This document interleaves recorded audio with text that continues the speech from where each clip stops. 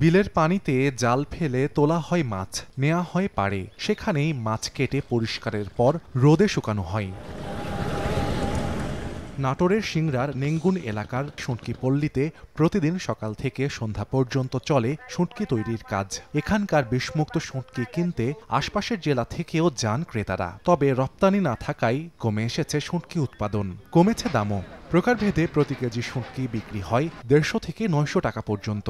এতে খুব একটা লাভ হচ্ছে না উৎপাদনকারীদের। তারা কুটে বেছে পরিষ্কার পরিচ্ছন্ন করে রোদ্রে শুকায়। পথচারী যারা ক্রেতা, যাদের মন আকৃষ্ট করতে পারে, তারা এখানে উপস্থিত দাঁড়িয়ে কিনে নিয়ে যায়। চলন বিলের শুটকিরা বিষমুক্ত এবং অনেক সুস্বাদু, ভালো। এবছরে মাছ না হওয়ার কারণে আমরা অনেক লসে আছি। যা আছে এই নিয়ে আমাদের আর কি কোনো রকম করে দিনপথ চলছে। এই মাছটা শুধু যায় ইন্ডিয়া যদি এই মাছটার জন্য নেয়, তাহলে এই মাছের দাম আমরা দামটা ভালো পাই।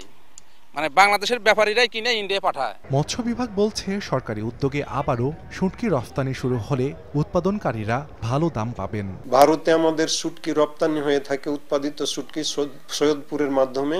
বর্তমানে এটি বন্ধ রয়েছে। সরকারি উদ্যোগ নিলে আমাদের শুঁটকি উদ্যোক্তারা যথাযথ মূল্য পাবে। গত বছরে চলন বিলের সিংড়ায় ৩২০ মেট্রিক টন শুঁটকি উৎপাদন হয়। সময় সংবাদ, নাটোর। মা, পিম্পল 5 দিনেই চলে যাবে। যাবে না মা। যাক, নিমের 5 অংশের পাওয়ারে 5 দিনেই দূর হবে পিম্পল। হিমালয়া পিউরিফাইং নিম ফেস ওয়াশ।